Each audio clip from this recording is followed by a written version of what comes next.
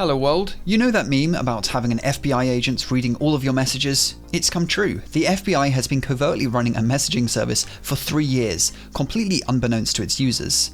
Anonymous is back, and they're not happy with Elon Musk. The Colonial ransom has been recovered, well, some of it. And what caused the internet to break yesterday? That's in today's episode of The Week Web, where we break down and dissect cybersecurity related tech news.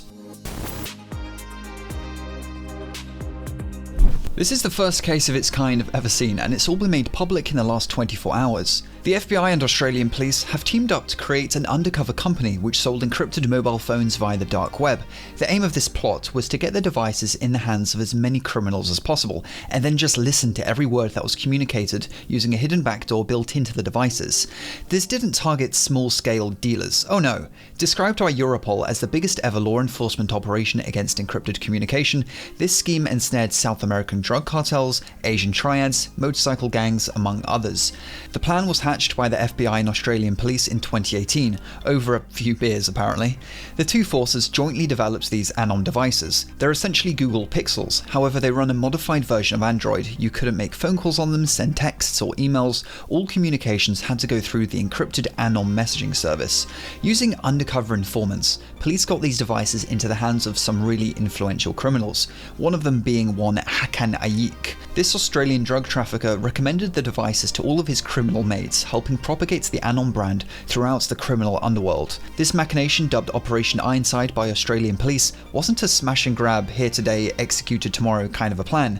Police were snooping on criminal communications for 3 years. During that time, the miscreants had no idea why their drug shipments were being caught, and at its peak, the Anom service had 11,000 users. This operation was only cut short by legal authorities who prevented the app from being covertly used for a longer time frame, though we're not sure why as of yet. In the last few weeks, police have been raiding users of Anom. In total, 800 criminals have been arrested worldwide, 8 tons of coke has been seized, police say they've rumbled 21 murder plots and even prevented a mass shooting in an Australian cafe. Over 9,000 police officers were involved in the sting, of which an album of pictures has been released. There's this one picture of a guy all cuffed up, reconsidering his life choices, with an ironic Breaking Bad poster in the background.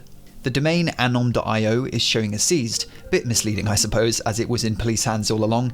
There is a contact form however for former users of Anom to get in touch with police and inquire if they're under an investigation. Not sure why you'd want to do that. Wayback Machine is showing a previous version with a pretty slick animation advertising how shiny Anom devices are. This is all quite reminiscent of EncroChat, a similar service of encrypted devices which was shut down only last year. The only difference here being Anom was run by the police themselves. On the whole, this operation is actually really quite impressive, though it's ironic these criminals would have been better off with a bog-standard Signal group chat, rather than going to all of the effort of procuring these devices. Anonymous is back. Maybe, not really. Some channel called Anonymous, which happens to be verified by the way, posted a video going after Elon Musk. A lot of people seem to be taking this very seriously, and don't get me wrong, I like drama too, but unfortunately this seems to be a bit of a non-story, which is why I wanted to talk about it. Firstly, people have to understand that there are dozens, if not hundreds of channels on YouTube claiming to represent Anonymous. You could create one yourself. All you need is a text-to-speech generator and some anonymous stock footage. Some dude in a dark room set up with a projector splashing HTML all over his face will do. Remember to like, scrub and scribe and turn on bell notifications. Oh, would you look at that? We have a subscription to the same stock footage website.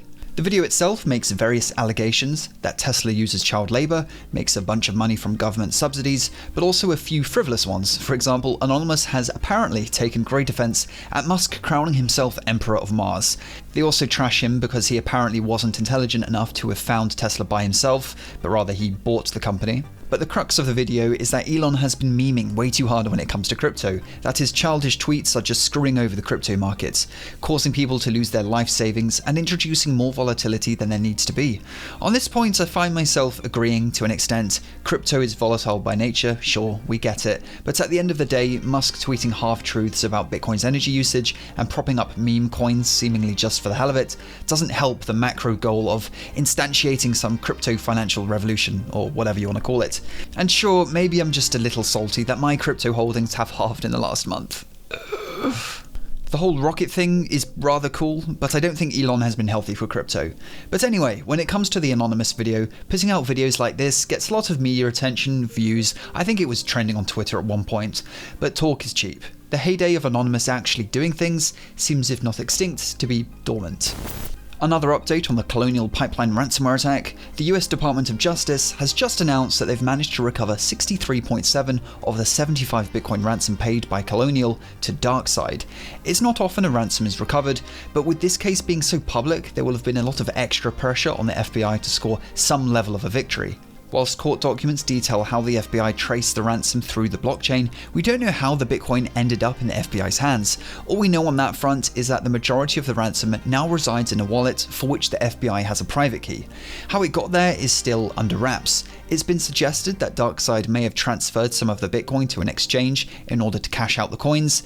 This would have been really dumb, but sometimes the simplest explanations are correct. However, about a month ago, DarkSide claimed their service had been seized by some law enforcement agency, and that their crypto stash had also been confiscated. At the time, people, including myself, wrote this off as just an excuse for DarkSide to avoid having to pay their business partners. But it looks like they may have been being truthful. It's been speculated that the FBI only managed to seize the affiliates' share of the ransom. DarkSide ran an affiliates program. Affiliates would spread the malware and get an 85% cut of the ransom for their work. DarkSide would keep 15%. Given only 63.7 bitcoins were captured, that leaves 11.3 bitcoin, or 15%, still unaccounted for, which you could assume is still in DarkSide's hands. This is all conjecture, of course. Until the FBI spills the beans, we just won't know for sure. An interesting theory I read in an Ars Technica article suggested that the FBI may have actually pressured Colonial into paying the ransom in Bitcoin. Reason being, DarkSide actually accepts both Bitcoin and Monero. Monero's main selling point is that it's untraceable, hence why DarkSide offers a 10% discount if you pay the ransom using it rather than Bitcoin. Whilst Monero transactions are confidential, Bitcoin's all public of course, so you have a much better chance of catching a criminal who uses Bitcoin. However, I don't see any evidence for this theory other than the fact the ransom was $4.4 million. A 10% discount saves you $440k. If you only cared about money, then a discount of $500,000 sounds like a pretty good deal to me. You may already be familiar with yesterday's major internet outage. Americans slept through the ordeal, so this may be news to you guys. The downtime affected sites such as Reddit, GitHub, Stack Overflow, Twitter, the UK government website, among countless others. The one thing all these websites have in common is that they use Fastly's CDN. A CDN essentially caches a website in many different geographic locations. This takes the load off the website in question, but also makes loading the web pages faster as the physical server you're connecting to is much closer by. But what caused the outage specifically? According to Fastly, they identified a service configuration that triggered disruptions across our POPs. POP means points of presence, which basically means servers. So no real drama to see here. Cyber attack was trending on Twitter for a while, but the truth isn't as exciting as everything came back online after just a few minutes. If you enjoy this kind of video, make sure to help me out by hitting a like for the YouTube AI. If you're looking for something to watch next, go check out my previous video on how the US is now treating cyber attacks in a similar way to terrorism. If you like this series of videos, do consider becoming a channel member. As always, sources will be linked in the video description. Stay tuned for more hacking videos, and have a good one.